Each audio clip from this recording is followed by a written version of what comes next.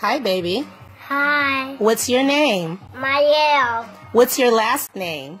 Mama Harris. Mama Harris. How old are you, Mama? 5. When's your birthday? December 8th. What do you like to do most? Piano with candy in it. Piñata with candy in it? Yes. Do you like to sing? Yes. What's your favorite song you like to sing? Kiki, do you love me? Sing it. Kiki, do you love me? Are you riding? Say never, never leave from beside me.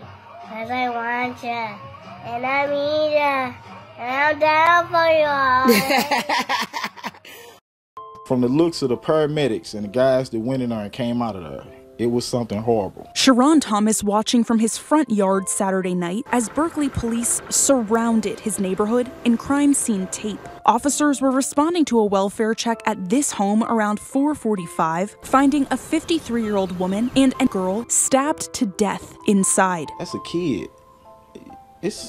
You can be evil, but a kid, you got to be real evil.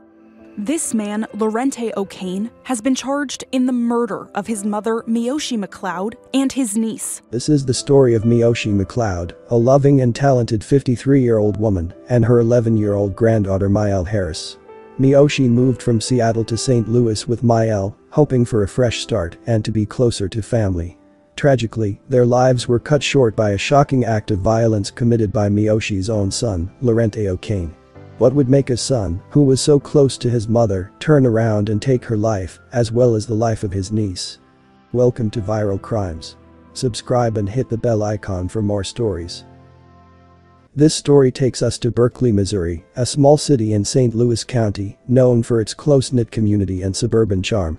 In this tranquil setting, a devastating crime took place, altering the lives of everyone involved. Mioshi Mccloud was a 53-year-old woman who had recently moved to Berkeley from Seattle, Washington, in hopes of starting anew and being closer to family. Mioshi was a beloved mother and grandmother, known for her warmth, talent, and unwavering love for her family. She was a talented singer who had participated in numerous concerts, collaborations, and projects over the years in Seattle. All of the darker clouds are passing now. Yeah, it's gonna be a bright, bright, sunshiny day. Her musical talent was just one aspect of her vibrant personality. Mioshi was also a devoted caregiver, deeply committed to her family. She had 3 children and was particularly close to her granddaughter Mael Harris. Do I love you? Yes. Do you love me? Yes. Say I love you. I love you too. All right, baby. Thank you for letting me film you. Mwah. Mwah. The two shared a special bond, and Mioshi took Mael under her wing, raising her with love and dedication. Friends and family describe Mioshi as someone who always smiled, even in difficult times, and who was known for her generous and caring nature. She had a unique ability to brighten the lives of those around her with her infectious positivity and loving spirit. We killing ourselves to make a living that we forget to live. Let that sink in. Mioshi was a talented singer who frequently posted videos on her social media. Her love of music was a family trait. Miyoshi's 2 sons were rappers, and at times she appeared in music videos singing alongside them. She shared a particularly close bond with her 28-year-old son, Lorente O'Kane. They did a song together which even featured her granddaughter, Mael.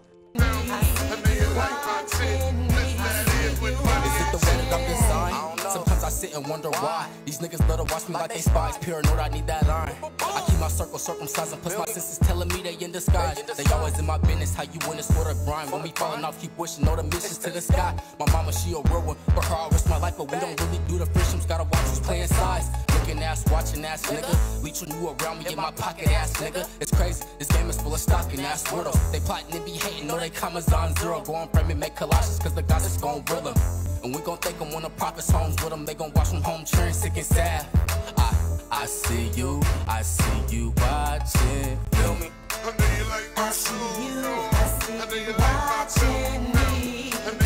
I see you watching me. I see you watching me. They were best friends, and Lorente frequently expressed his love and admiration for his mother on social media. "My best friend, my left and right hand, my backbone, my tunnel vision, my heartbeat, my focus, my motivation, my mom is all of that. The reason I'm sprouting into the man I set myself out to be and would be lost without you. I love you, Dukes." Unfortunately, Lorente suffered from mental illness, and Mioshi hoped to support him through his challenges. Despite his struggles, Mioshi welcomed him into her home, where she also lived with her beloved granddaughter Mielle Harris. However, no one could have predicted that her son would become the family's greatest nightmare. On June 15, 2024, the Berkeley Police Department responded to a distress call at a home on the 8300 block of Redford Drive. The call had come in around 4:45 p.m., and officers were dispatched to perform a welfare check. Upon arrival, they encountered a gruesome scene. Lorente O'Kane, 28, was found walking up and down the street, leaving a trail of blood. Officers quickly detained him. Inside the home, they discovered the bodies of Lorente's mother, 53-year-old Mioshi Mccloud, and his 11-year-old niece Mielle Harris. Both had been brutally stabbed multiple times. Mioshi was found in the living room, and Mielle was found in a bedroom. The crime scene was chaotic, with 3 knives believed to have been used in the attack scattered near the victims. Lorente had blood on his body and wounds on his hands, indicating his involvement in the violent act.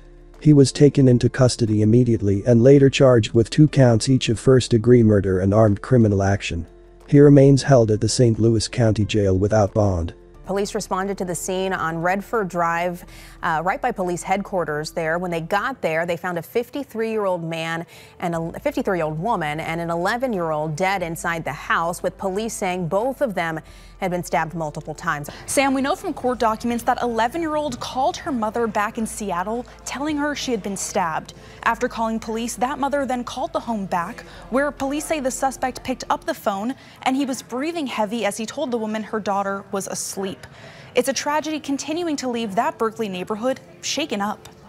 From the looks of the paramedics and the guys that went in there and came out of there, it was something horrible. Sharon Thomas watching from his front yard Saturday night as Berkeley police surrounded his neighborhood in crime scene tape. Officers were responding to a welfare check at this home around 4:45, finding a 53-year-old woman and an 11-year-old girl stabbed to death inside. That's a kid.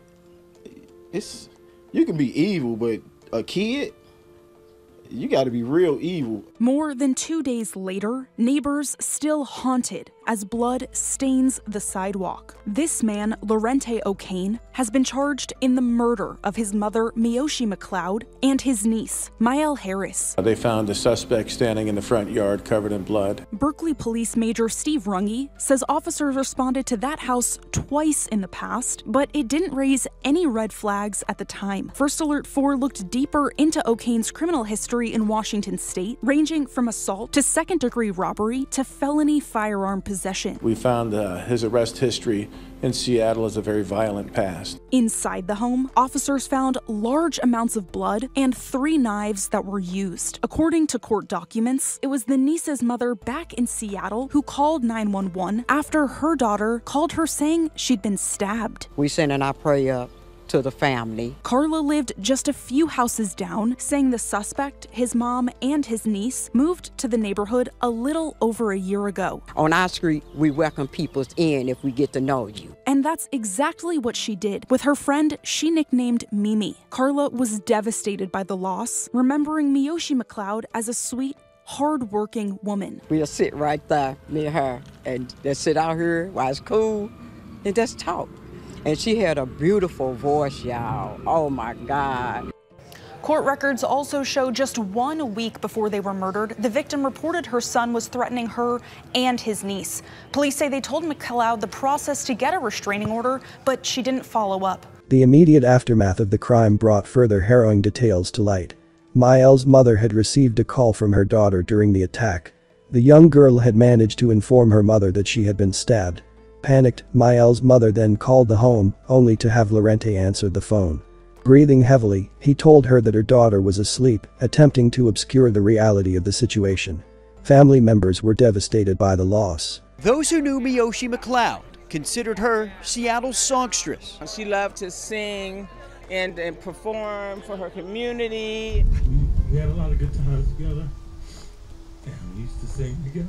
And her 11-year-old granddaughter, Mioshi Harris. Just a mama's girl and a grandma's girl, all-around girl's girl. Very sweet. Just a beautiful little girl. But what sadly brings this large crowd to High Point Comets Park on Sunday afternoon? Please say a prayer with me. A vigil to honor their lives. Just out of the blue, you know, when your loved one, especially your little sister, my little sister, be snatched away like that. We love you, Mimi. We love you. Both investigators and Mccloud's family say O'Kane has a history of mental health issues and that Mccloud was trying to get her son the help he needed. If they would have went to her house when she went over there to ask for help, then, you know what I mean, all of them could have been in a different position. Which is why her sister, Shawanda, feels the way she does. They failed them down there. They failed them. But through this tragedy, we still love our nephew, but talk about mental health.